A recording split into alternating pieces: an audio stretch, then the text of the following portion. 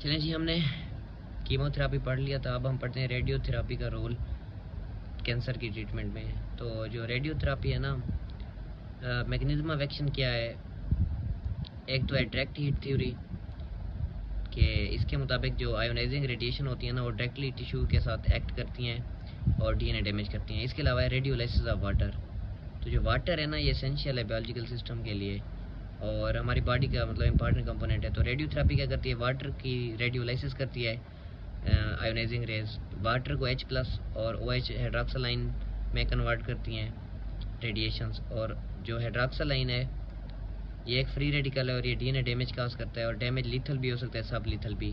जो lethal damage है वो फैटल है नॉर्मल और मैलिग्नेंट सेल दोनों के लिए। लेकिन जो सब लीथल डैमेज है ना, नॉर्मल सेल रिपेयर कर सकते हैं सब लीथल डैमेज को, जबकि मैलिग्नेंट सेल इस काबिल नहीं होते कि वो सब लीथल डीएनए डैमेज से खुद को रिपेयर कर सकें।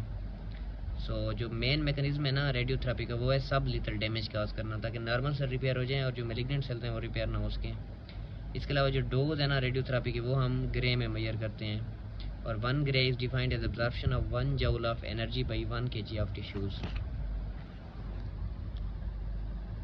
अच्छा, अब टिपिकल डोज एक सॉलिड एपिथेलियल ट्यूमर की 60 to 80 ग्रे है, लिम्फोमास की 20 to 40 है।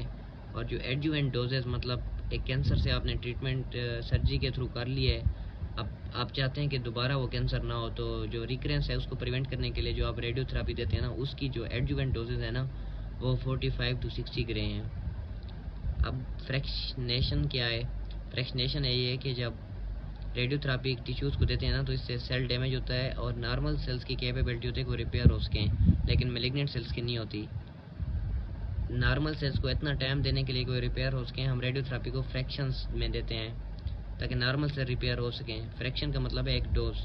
नॉर्मल फ्रैक्शनेशन क्या है? 1 फ्रैक्शन पर डे और 6 फ्रैक्शंस पर वीक। डेली एक डोज दें आप, मतलब हफ्ते में 6 डोजेज दें। और इसलिए रेडियोथेरापी यूनिट्स यूजुअली संडे को क्लोज होते हैं, क्योंकि मैक्सिमम एक वीक में 6 फ्रैक्शन ही देते हैं। हाइपो फ्रैक्शन का मतलब है कि less than 1 fraction per day, usually 4 fractions per week. Hyper fraction, इसका मतलब है 2 or 3 smaller fractions per day.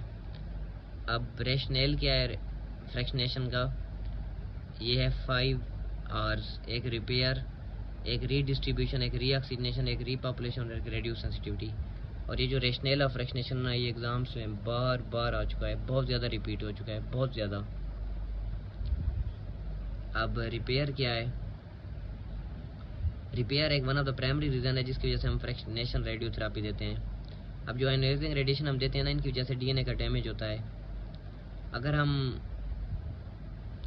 Radiation को, मतलब डोजेस को स्मॉल पार्ट में स्प्लिट करें, तो इससे क्या होता है कि जो नॉर्मल सेल्स होते हैं ना, उनको इतना टाइम मिल जाता है कि वो अपने आप को रिपेयर कर सकें सब लीथल डैमेज के बाद।